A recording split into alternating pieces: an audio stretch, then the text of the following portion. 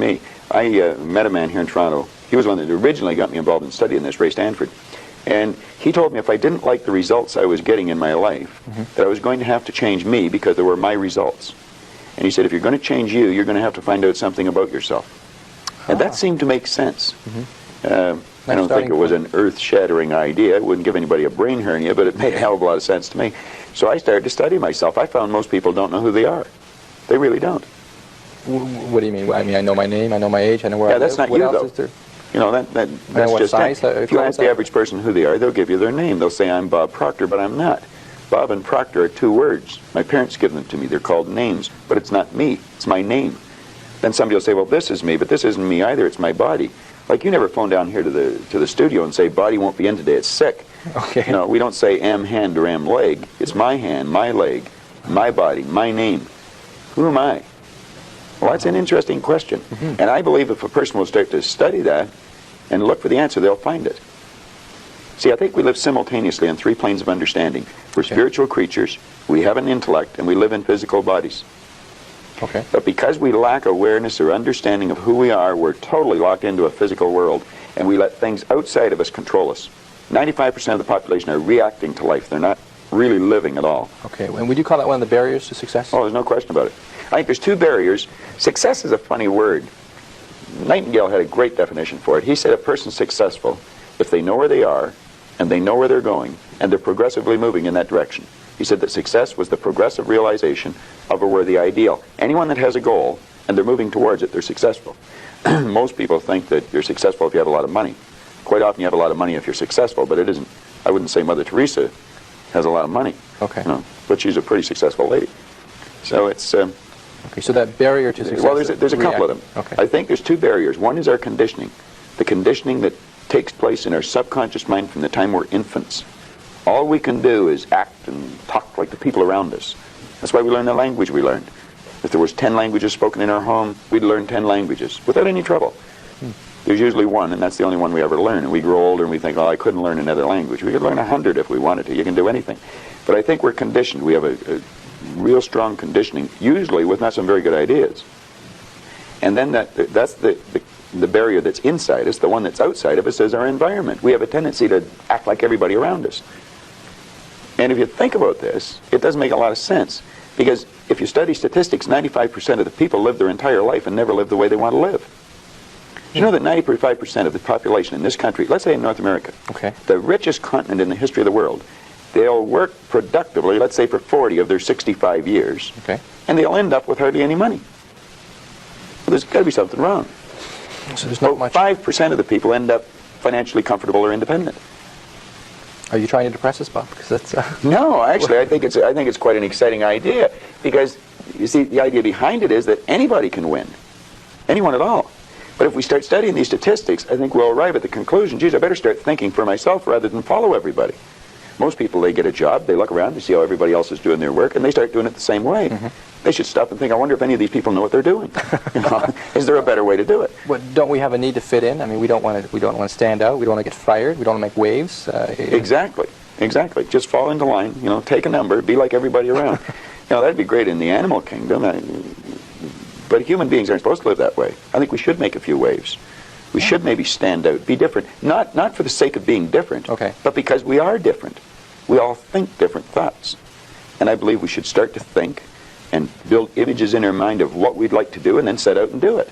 Emerson did that, Edison did that, Marconi did that, Samuel Morse did that, Buckminster Fuller did that. We could go on and on and on. They were different. They stood out. They made a few waves. Okay, you started with you saying you started with a search for yourself to try to find out more about yourself. And you were somewhat successful along the way. Well, I didn't start it like that in the beginning. I started out I wanted a lot of money. I figured if I had enough money, I was going to cure all my problems. I found that wasn't true. I earned a fair amount of problems or money, and I seemed to have more problems. But I after working at this for a few years, I decided that the real answer is get to know yourself a little better. And I don't think you have to go off in the Himalayas and become a guru to. What did you do to learn about yourself? You said you went around as many seminars. I attended seminars. I went and listened to different speakers who taught something about the mind. I think the answer's in our mind if we'll start studying and trying to understand our mind. Okay. Let me get back to you if I can. What did you learn about Bob Proctor during that study? Well, I learned that the biggest part of me you'll never see. It's non-physical. And what you see here in the physical body is nothing but the physical manifestation of the higher side of my personality. And of course that's true with you, and Nancy's on the camera. It's true of everyone. And what we have to study, I think, is how does this non-physical part of my mind work? What happens when I think? Where do thoughts come from? How was this chair built? Somebody had to think. Thoughts are everywhere. And we pull thoughts into our mind and we build pictures or images in our mind. Okay. What we want to understand is that's a non-physical side of ourself that's doing that. If I can build an image of something in my mind, I'm quite capable of building a physical replica of it in my world. So if I build an image of me as a happy, relaxed person, I can live like that. If I build an image of myself as being prosperous, I can become prosperous. So if we think rich, we will be rich. Absolutely. We're already rich, just short of money. Okay, those of us that like to acquire more money and or happiness or whatever we see success, those of us that want to reach the goals that we've set for ourselves, we do it first by... Well, the first thing you do is sit down and decide what you want. If it's money you want, how much money? Lots of money. Well, nobody knows how much lots is. Okay. So you've got to be specific. Okay. You write down on a card exactly what you want. And you carry that card around and read it often. Now, this is what I learned in this book, Think and Grow Rich, and it's what I teach in the seminars. I'll teach people how to set goals. But you decide exactly what you want. And then you start to think. Now, you're going to have thoughts come to your mind of why you can't get it. Mm-hmm. You have the ability in your conscious mind to reject that idea, kick it out of your mind. Thinking of why you can't do something is never going to do you any good. And keep thinking until you start to think of thoughts of how you can do it. And the way will be shown to you. It comes in the form of images in our mind. Think of how you can and not why you can't. Okay. So our first step is to set That's the first goals. step. Think about how we can go about reaching those goals. Exactly. And just think of how you can. Now, I would say before you get into that, you should get a good book and start to study it. Select a person who is already doing something that you'd like to do. Get to know that person. Mm-hmm. Go to the experts for advice. Don't ask the person next door, your mother, father, brother, or the guy that works beside you, because they don't necessarily know. There's no point in asking a person how to earn a lot of money if they're only earning $10,000 a year. They don't know. If they knew, they'd probably be earning a lot. It's like, don't go to a sick doctor if you want to get healthy. Okay. So you find someone that you can go to for advice. Get a real good book and lock into that book and start to study it. Like, I've had this one that looks like a Bible, but this is Napoleon Hill's book, Think and Grow Rich. I've been reading this thing now for 23 years. I'll probably read it for another 23 years. I get another good book that I brought over here today. It's called The Power of Your Subconscious Mind. I'm not getting a commission for selling this. The author's dead now. He's been gone for a couple of years. But Dr. Joseph Murphy wrote this book, The Power of Your Subconscious Mind. And that's probably one of the best books that you're ever going to find, because you're going to learn something about your mind when you read this book.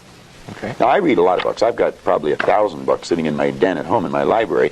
But the one that I carry it everywhere I go, and I read it all the time, is Think and Grow Rich. I never stop reading it. Now, where's the value for you to reread that and read it again? I mean, you must know it well enough that... I think I could probably recite it verbatim.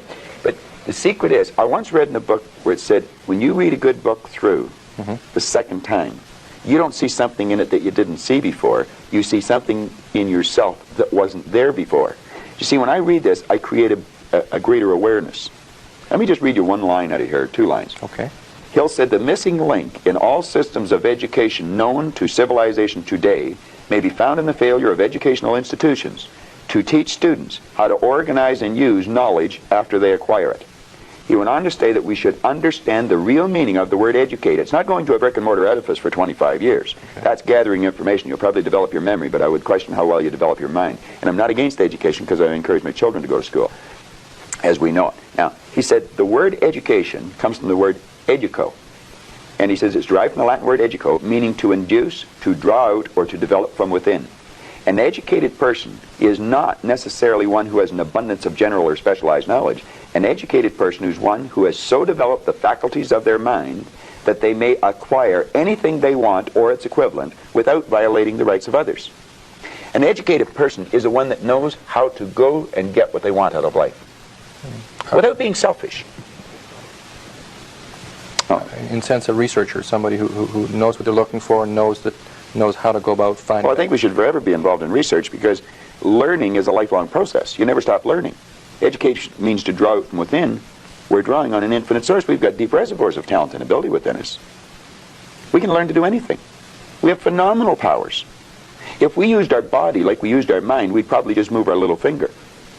Okay. We don't exercise our mind enough. No. But we're not taught to. Kids in school should be taught, before the school year ever starts, to sit down. They should be given a blank report card and get them to visualize the marks they want to get and write their own report card. This is before school starts, first week in school. And then the teacher should say, now I want you just to concentrate on how to get that mark, and I don't want you to think of why you can't. And I want you to form the attitude that you're going to get it. Now some people say that's not being realistic. That's being very realistic. That's following the success principles that go back 6,000 years in recorded history. That's how everything was accomplished. That's not engaging in fantasy thinking, in wishful thinking, in daydreaming we talk about. No. Well, that's where all greatness comes from. Greatness comes from fantasy. I would imagine that when Edison first saw the light bulb, he was fantasizing. But he kept fantasizing, and he built it into a theory, and then he built it into an image, and then he built it into a fact. Ah. I mean, when I was a kid, it was a fantasy to think of going to the moon. We've been up there with cars, playing golf. You mentioned in terms of success principles, attitude, this business of attitude. Attitude. It takes in the way you think, the way you feel, and the way you act. I'd have a difficult time really explaining attitude right just in a conversation. I use a board in the seminar, and well, I did an attitude seminar last night. We spent 3 hours dealing with that one subject, so to do it here in 3 minutes, I can do it. I haven't learned how yet. Okay. Let's put it that way. I recognize it's difficult because we talk... You have to have a winning attitude, though, Tom. Okay. In human relations, we talk about the toughest thing with managing people. The toughest thing to deal with is their attitude. That's right. That's almost impossible. And that's the one thing when management falls down. We can't change people's attitudes. Well, nobody can change another person's attitude. The only attitude we can change is our own. But you see, if management have the idea it's their attitude and we can't do anything about it, then they're not going to do anything about it. But if management arrive at the conclusion, yes, it is attitude, and let's teach the people something about attitude. Let's teach them something about themselves. Let's make them realize that they're worth something, that they're valuable, that the greatest resource we've got. Companies spend about 65% of every dollar that comes in goes back out on employees and wages and benefits, and yet management knows less about employees than anything else. They know more about the gadgets and the widgets than they do about the people. Okay, so your suggestion is we develop a winning attitude. Absolutely. Can you define that for me, first of all? What is a winning attitude? Well, if we can understand, let me digress for a second. The whole universe operates by laws, and there's a law of opposites. It's called the law of polarity. Everything has its opposite. There's a right and a left side. There's a front and a back, an up and a down, a hot and a cold, positive and negative, yin the yang. Well, you can think negative or you can think positive, but you can't think both at the same time. You're only going to think one way at one time. And we have to train our mind to think or look for the positive or the good in things. There's good in everything. There's no such thing as no good. Car broke down on the way over to the station. There's something good about it. There's something good about it. Now, you may have to look to find out what it is. Okay. But there's something good in everything. There has to be a positive and a negative for anything to exist. There's a law of gender that decrees that. Science understands it. It's taught in science. Okay. Well, once we understand that there's this law of opposites, there's negative thoughts or positive thoughts. As the thought energy flows into our mind, we decide what we're going to think. The person's out at work. They can decide to think, I can't find a job, but they can decide to think, I can.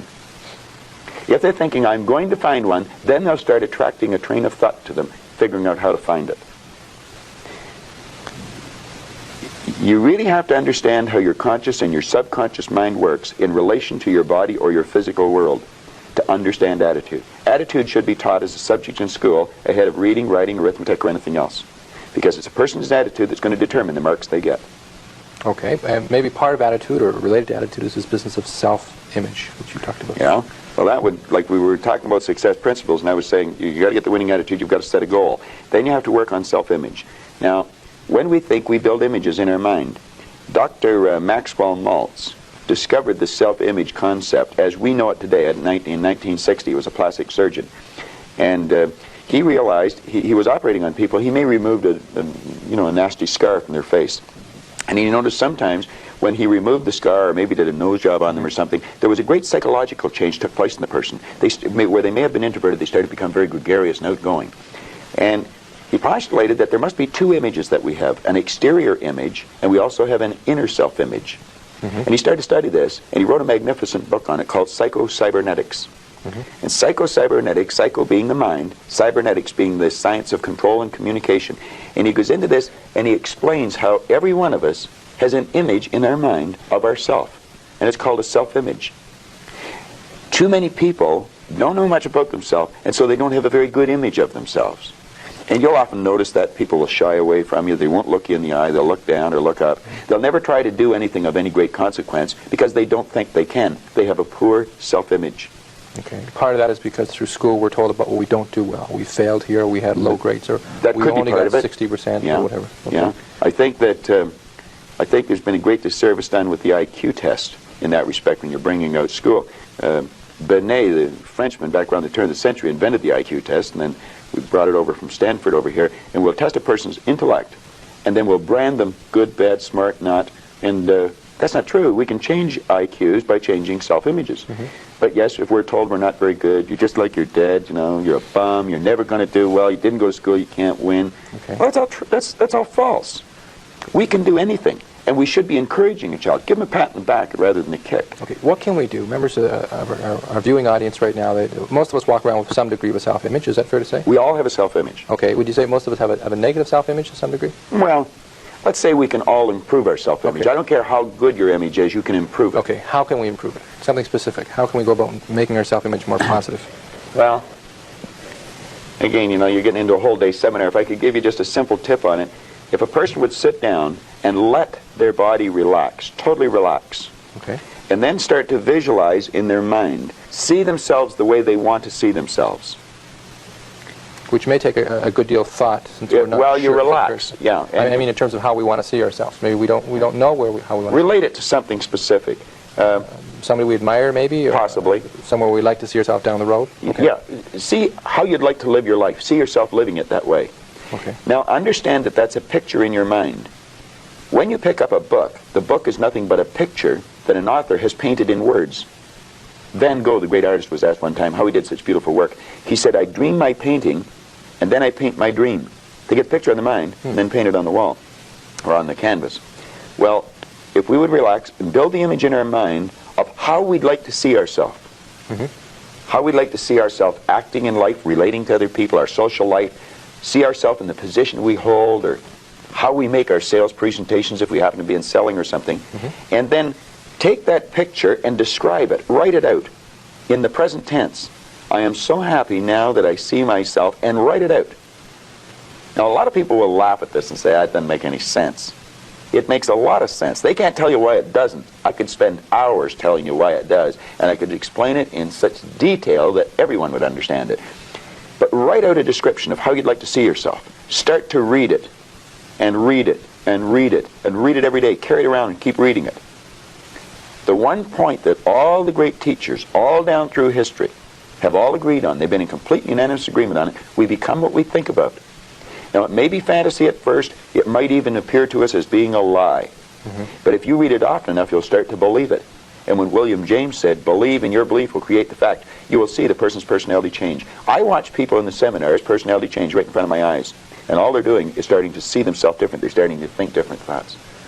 So our thoughts control our actions? Oh, there's no question about it. No, our thoughts control our feelings. Okay. Our feelings control our actions. All right. And we control our thoughts? Absolutely. Or we can control our thoughts? Control our thoughts, yes. Generally, though, one of our difficulties, one of our problems maybe is that we tend to react to what other people tell us, and we consequently get the negative thoughts, and then that affects our feelings, and then that affects our behavior. That's right. That's exactly the way it is. We read the newspaper. Doom and gloom's coming. We just accept it.